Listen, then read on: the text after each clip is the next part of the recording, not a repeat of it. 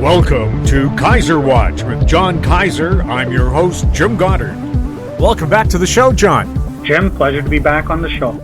John, just how did the Kaiser Favorites fare during the first 2 months of this year? Well, the 8 juniors that make up my 2022 favorite collection, as a group, they were up 16.4% compared to gold being up 5.6%, and the TSX Venture Index, which was down 9.1%, all based on the prices at the end of 2021. Now, the senior equity markets have been dealing with the problem of persistent inflation, 7.5% in January. We'll find out this week on Friday what it was in February, probably not lower. And there's been the concern about the interest rates rising as the Federal Reserve tries to cool down the economy and tame this inflation. So that was a pretty rocky January and February. But with the arrival of the Russian invasion of Ukraine, which until a week or so ago nobody believed would actually happen, things have changed dramatically, and not in the way that you would expect.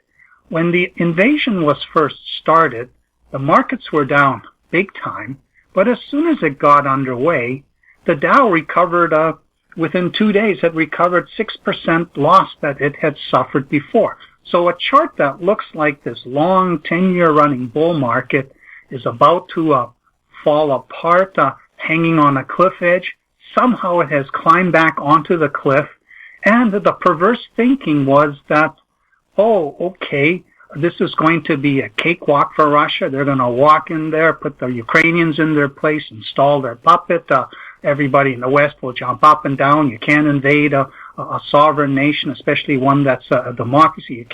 You can't do that. But if the Ukrainians end up being taken over, fait accompli, they'll all get back to business as usual, because we really don't want to apply sanctions, because sanctions, yes, they hurt the Russians, the Russian economy, the Russian oligarchs, the Russian people, and hopefully even Putin himself, but it also hurts the rest of us. So the sooner we can move on. So the market rallied last Thursday and Friday.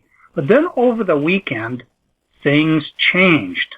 All of a sudden, the Ukrainians were fighting back fiercely. And the Russian soldiers, who may have, when they were sitting in a bar in Moscow, pounding vodka, singing Russland über alles, when they were actually on the front line, invading this country of people that Putin says, well, these aren't Ukrainians, these are Russians, and you have to go and kill them or be killed.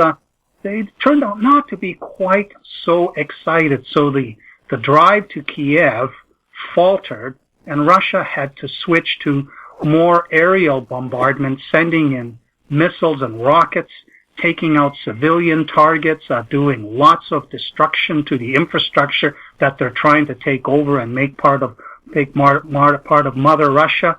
And this resulted in a change in attitude in the Western outlook. And all of a sudden, even Germany decided that sending 99 Luftballon to Ukraine really didn't cut it. They need to send something real to the Ukraine, and suddenly everybody was on side. Even the American right-wingers started backpedaling and changing their tune about what a wonderful, strong Führer Mr. Putin is, and that changed everything at the start of this week. So now we're digging in for a much longer haul, and the debate out there that for Thomas Friedman in the New York Times article articulated is that, we have two scenarios. We have the disaster scenario where a deranged Putin eventually goes nuclear because he's starting to lose this battle.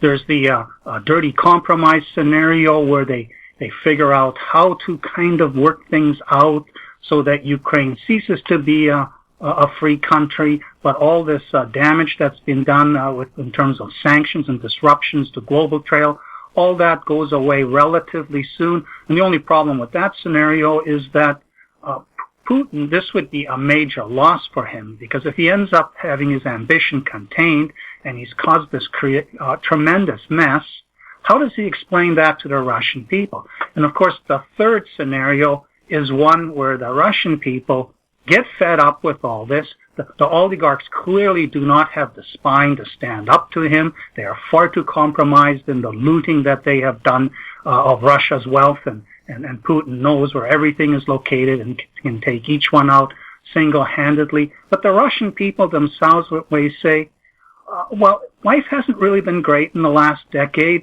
You've taken away our freedoms. You served Novichok tea to the opposition leader who now sits in a jail cell on trumped-up charges. And why are you now making life worse? Because all these sanctions are disrupting the flow of Western goods to us and inhibiting our ability to send goods abroad and just live normal lives. And we're going to march on the Kremlin, and we're going to throw you out and put in somebody that is happy with Russia as this fantastic resource-rich country that it is, and get back to growing the economy and creating prosperity for everybody. And that, of course, is the hope everybody has now, but it's unclear whether and if that will happen.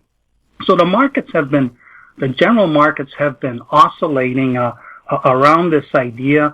On the one hand, they say, okay, now that we're digging in, the stock market should go up because the Fed's going to have to be much more soft about raising interest rates, because if you have all these this inflation coming from supply cutbacks, telling people that they shouldn't be spending all their money for things they can't buy to make the inflation go away, well, that's not really going to work. So the market has rallied around the idea that this is so bad that the Federal Reserve is going to have to ease up on its plan to ratchet up the interest rates.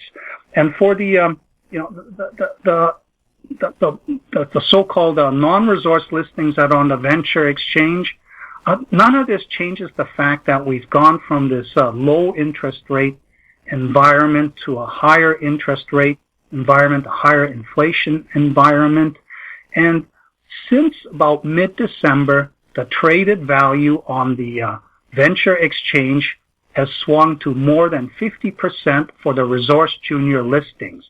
And there's been a few days where it's dipped below that, but almost every day it's 50 to 60%. And one day it was up to 75%, which was the last day I think that Great Bear traded before it was taken over by Kinross.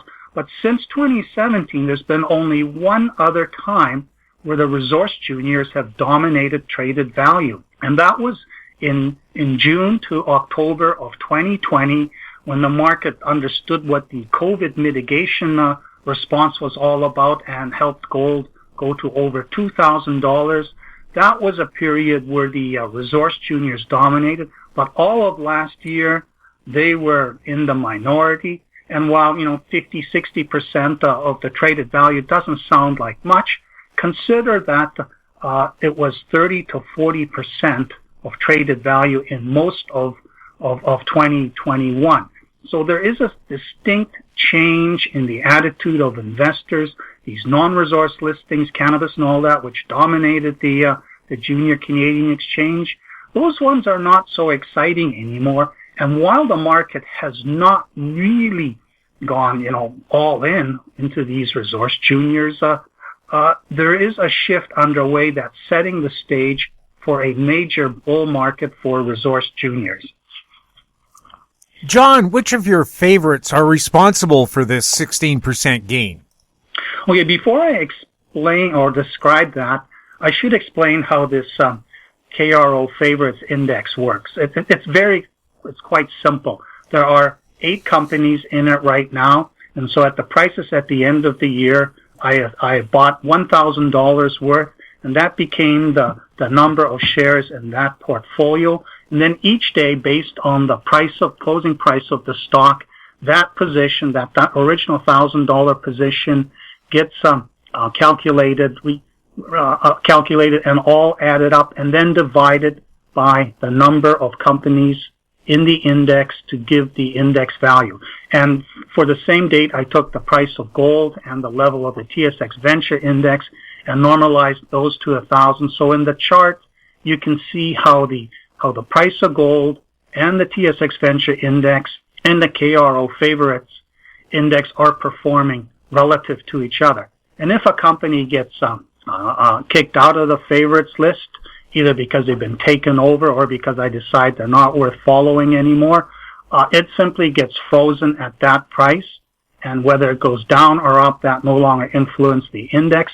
And if I add another company to the index, it's merely added as $1,000 worth, even if the index, the average value of the company, each company is significantly higher. And I have a page at Kaiser Research, which you can access through the KRO Favorites dashboard index page, and there you will see the index, and you'll see also index charts for each of the favorites, where you can see how they are performing relative to the general index and the price of gold.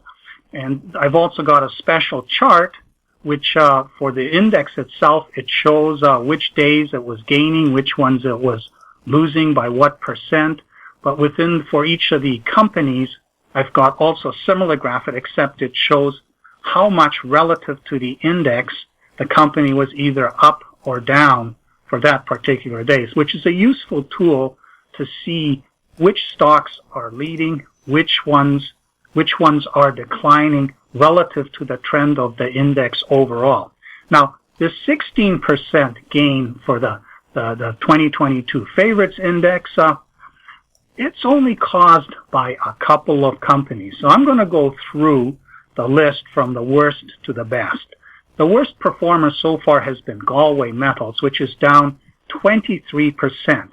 And this is despite having an existing gold resource at its Clarence Stream project in New Brunswick, a major updated resource coming sometime in the first half of this year, and the Austrade VMS polymetallic project in Quebec, where they are doing exploration drilling to try and expand that existing system to show that this is much bigger and better than is already understood. So given that gold, which started off below 1,800 and is now over 1,900, has done so well, it seems peculiar that this company, which is still reasonably funded until later this year for its plans, is lagging like this. The next one is Aurion Resources, which has a major gold project split into two, one that it owns 100%, the other farmed out 70% to B2 Gold, in which it's now a 30% participating partner. And this is in the central Lapland gold belt of northern Finland. And they've got major program going on the project, the Hemi target with B2 Gold, which appears to be an extension of the Ikari discovery of 4 million ounces that neighbor Rupert Resources made in 2020. So even though they don't have a resource yet, they're in a reasonably stable area. It is gold that they are looking for. B2 Gold does have a discovery that it is delineating now, and of course we'll only get it in these periodic batches. But this stock should be responding to the gold price. Finland is a member of the European Union. It's not a member of NATO. So maybe the market thinks that Finland's going to be next on Putin's Soviet Empire restoration list. The third one is the most puzzling. Perpetua Gold Corp, which is in the midst of permitting, or hopefully at the end of permitting, the Stibnite Gold Antimony project in Idaho. It's down 22%, even though gold is up 5.6% for the year. And given the geopolitical instability that has been created by, or uncertainty created by Russia's invasion of Ukraine and everything that this disrupts, and the persistent inflation from various supply chain bottlenecks and an inability for a demand surge to be properly served in what is not quite yet a post-COVID environment, this stock should be attracting more buyers than it is. And given that China, which originally threw its lot in with Putin, you had this nice photo op with Xi Jinping and Putin at the Winter Olympics. Yeah, we are best buds. Yeah, don't worry about the Westerners. If they won't take your raw materials, we'll take it off. Well, Bloomberg had an article today talking about a decision made by an agency within China ordering all its state-owned entities to start buying up stuff that they need to import. And it doesn't matter the price. We saw coal, Australian coal, charged through $301 yesterday. That's an all-time high for coal. So China suddenly senses that the world has changed in a way that maybe just being Putin's buddy is not going to work. This thing's going to play out differently than they expected. And so there's now a scramble afoot to make sure that its domestic needs are taken care of. And of course, China dominates antimony supply. And the chances of the United States and China having a major falling out, either because of Russia or just because China pushes the envelope with Taiwan, it is significant. So you would think that this antimony byproduct credit from the stibnite mine, which would take care of all of America's annual needs, plus a whole bunch of other countries, would also be attracting buyers. So I don't get it. So these three gold companies, all down 22 to 23% for the year. After that is Northwest Copper, which is copper and gold deposits, the Stardust and the Quanica, which are going to be developed as sort of a joint operation, and it's down 19.7% on the year. Even though they have also an exploration discovery play going, they're going to have a updated economic study later this year to show how they're going to blend Stardust ore with Quanica ore. And of course, copper is still way up there. So again, doesn't make any sense. Now, P2 Gold, that has two projects that are important. One is BAM in the Golden Triangle. It's an emerging gold discovery, but they can't go to work until June, July, go back there and start drilling. The other project is the copper gold project, GABS in Nevada, where they are doing feasibility demonstration work. P2 Gold's up 10.3% this year. This is okay. That means the stock is still something that Kaiser watchers who are interested in the favorites, this means the stock is still reasonable, even though it's up.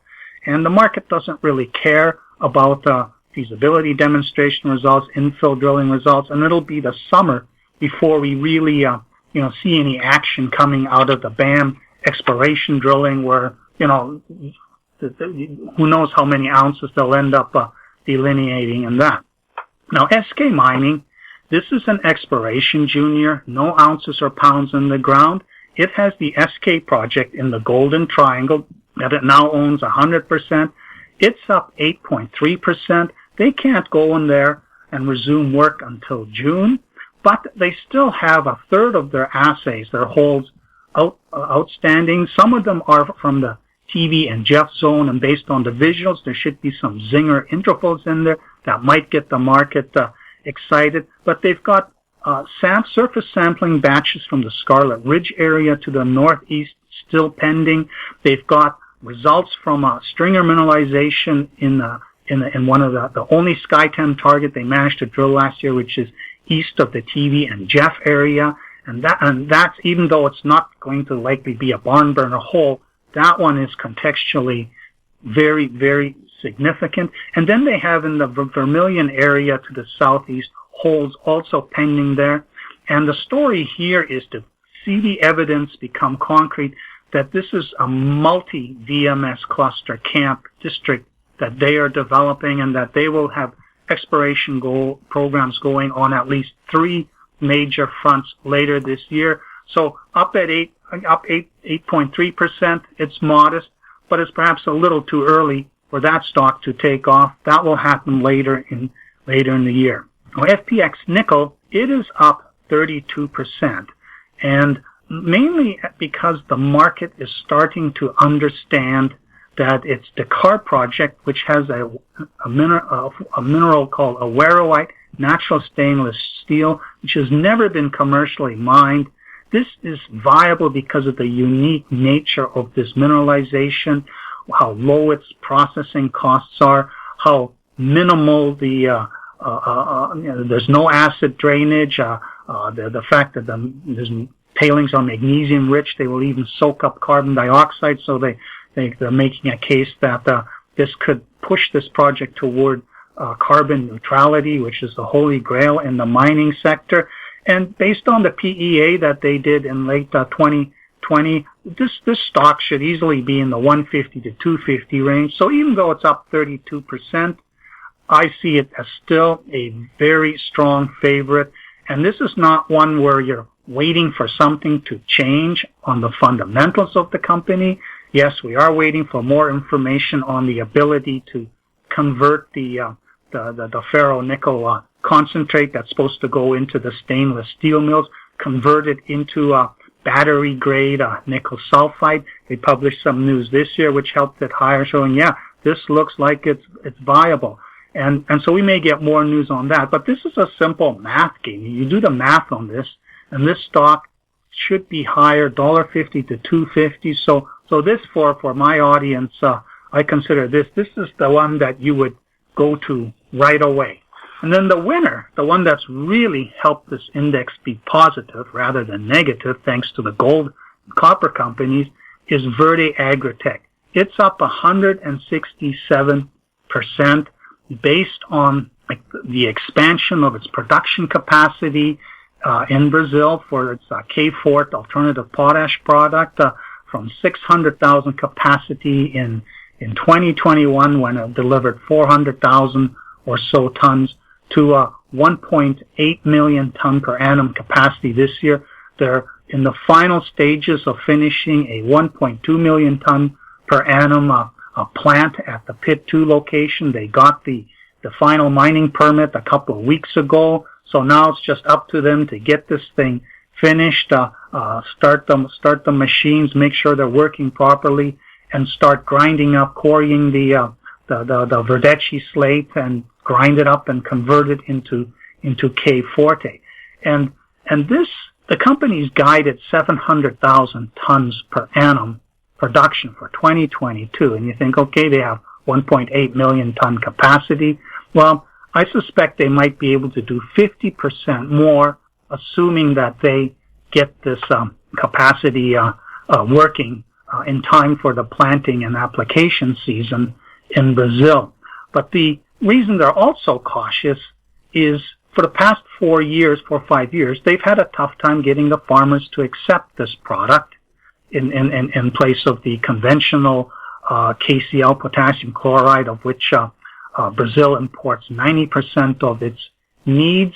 But last year they hit a tipping point because with potassium chloride stopped bumbling along at the $250 to $300 imported price, rocketed into the $600 to $900 per ton range, and suddenly the farmers were very much more interested in trying out this product, and this is why they're geared this year to try and sell out whatever the physical capacity is once this plant is operational. And even at 700,000 tons, if they achieve that, what I think is a modest goal, we're talking about approaching $100 million in revenue. And because their costs are pretty much fixed to mining, grinding, and trucking this product to the farms, and all of this was premised on being viable when potassium chloride was still $300.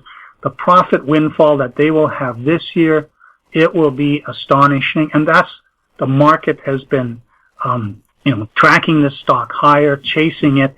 And the situation in Ukraine with the Russian invasion, this has now added an entirely new upside element to the story. How does Verde Agritech benefit from the tragedy in Ukraine? Potash prices, all the fertilizer prices are up substantially before this Ukraine situation unfolded. Nitrogen in the form of urea and ammonia, it's up.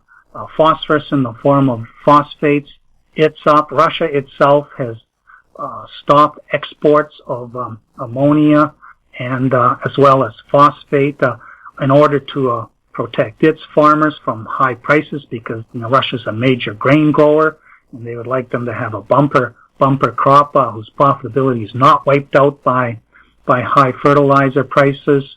But of course potash, there's only about 6 major producers in the world. Canada in first place, then followed by Russia and Belarus together 35-40%. China produces a fair amount of potash, but it uses all its potash, and it's still a net importer because it is the largest, agricultural producer in the world. So it needs all this stuff.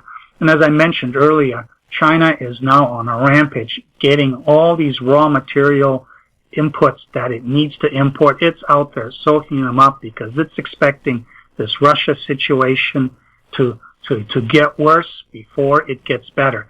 And this is an absolute disaster for Brazil because the potash prices were up last year simply because of an imbalance between demand as people started eating more food again and shopping and the farmers started planting more, and the existing supply infrastructure, it's kind of hasn't had a lot of expansion in recent years. So it's been overwhelmed, and the way the market works, the price goes up.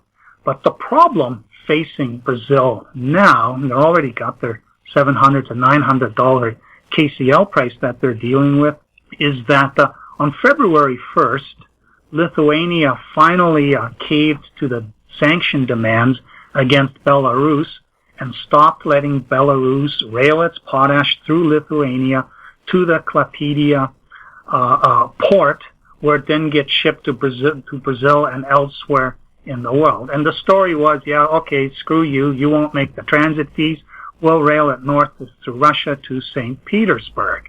But then Putin decided that it would be a good idea to invade Ukraine, and it looks like a quick and easy victory is not happening. And the Belarusian Potash Company, which is the entity that markets this stuff, declared force majeure over a week ago because apparently they couldn't get the logistics working to ship through St. Petersburg. And a problem that's starting to hit even Russia in moving its products abroad is, like, nobody slapped sanctions on potash, just like they haven't for natural gas. Potash is a critical input for the whole world's food supply, just as natural gas is a critical input for Europe, to keep everybody warm during winter and to power whatever natural gas power plants that they have in Europe. But there are all kinds of subtle little sanctions that are creating consequences that are hurting the ability of Russia to move its products to destination. And one little simple thing is that the British have said, well, we're not going to let Russian ships be serviced in our ports.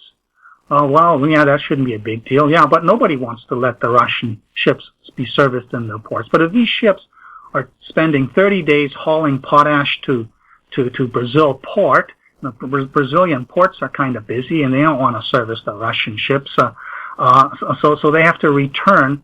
If you don't service these ships on a regular basis, things start to fall apart. So you have these decaying things, and even Russia's invasion of Ukraine, they did not have the logistics figured out as well as one might have expected. All these small things are eroding the ability of Russia to deliver its raw materials to the rest of the world. And of course, food shortages. In Ukraine, the ports that deliver grain to the rest of the world, even if Russia succeeds with its dirty compromise of taking everything over and everybody stands down, the Ukrainians are not going to accept this. They are going to be sabotaging infrastructure, which is now being used just to serve Russia's purposes. So we may see, goods not coming out through any of these Ukrainian ports for some time. So this has created a serious problem for the Brazilian farmers. And the important thing for Verde Agritech is, whereas, a month ago, they were just mainly focused, can we get the plant going? Can we convince the farmers on the basis of this high price to max out what we can physically produce, sell out?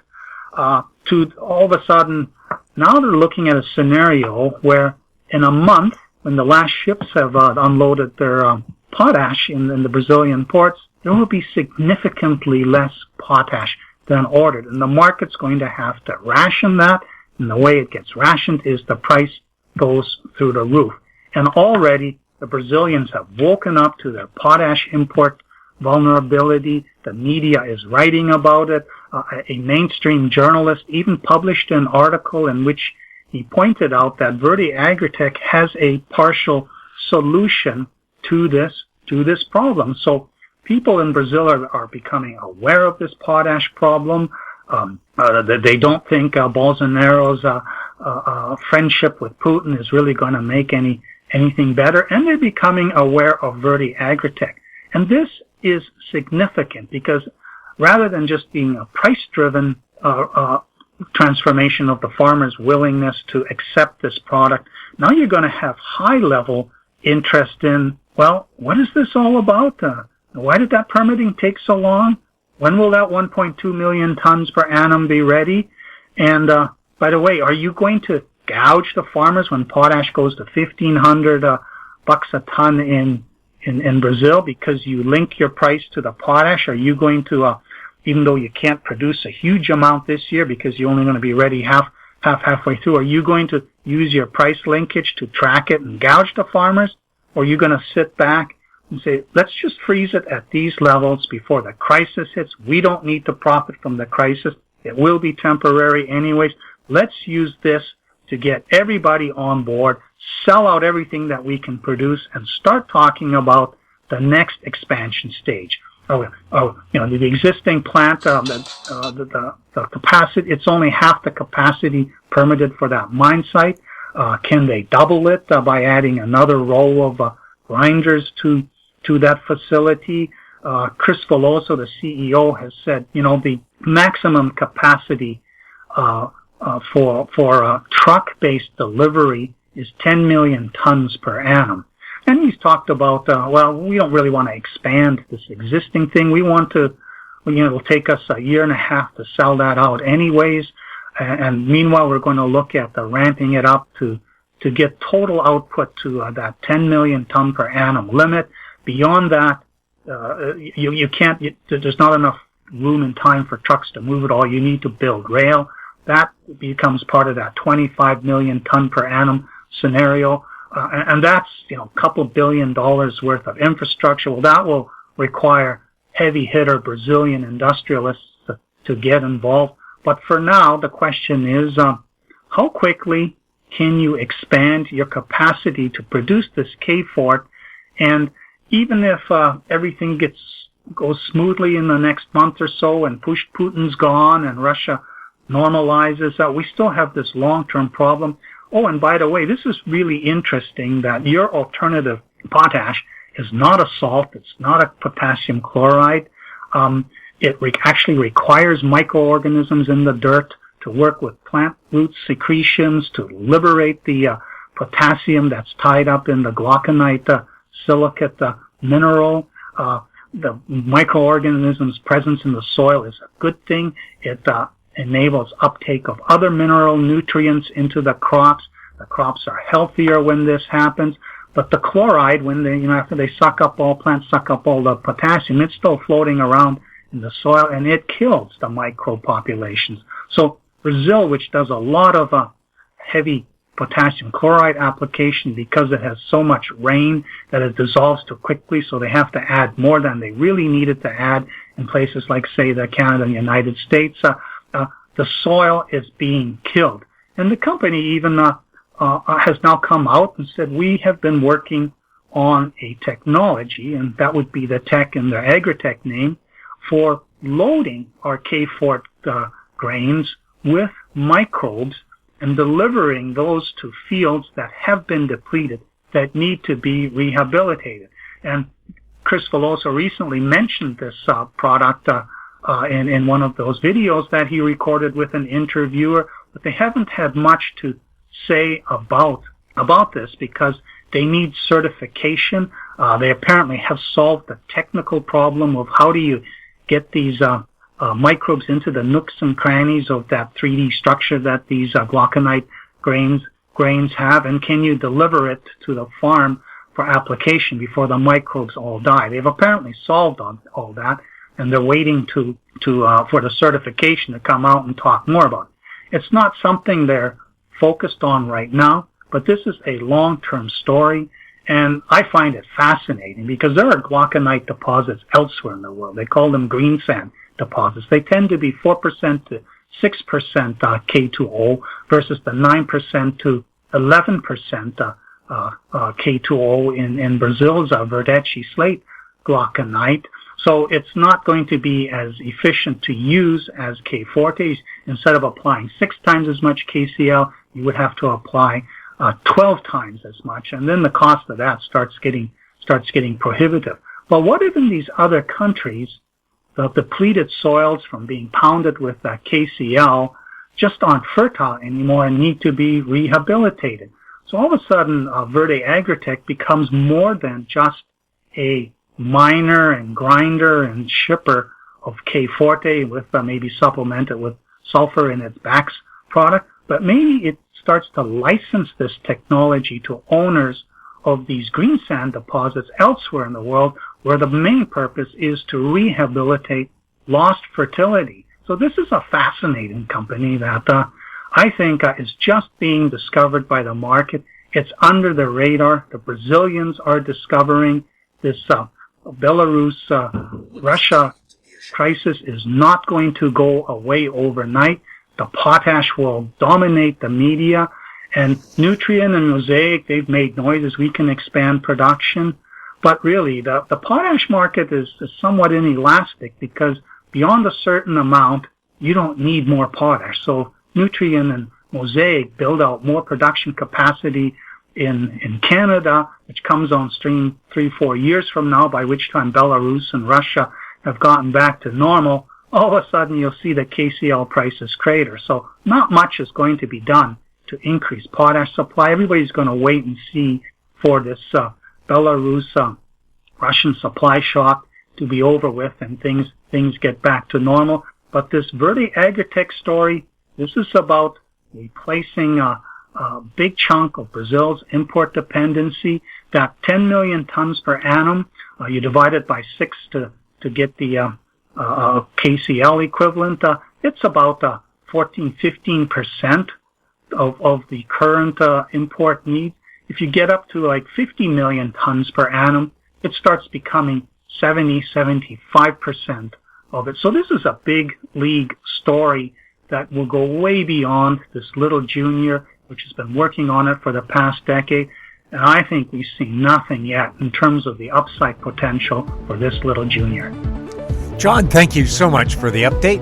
You're welcome, Jim. We've been speaking with John Kaiser. I'm Jim Goddard. Comments made on Kaiser Watch are an expression of opinion only and should not be construed in any manner whatsoever as a recommendation to buy or sell any financial instrument at any time. Archived online at kaiserresearch.com.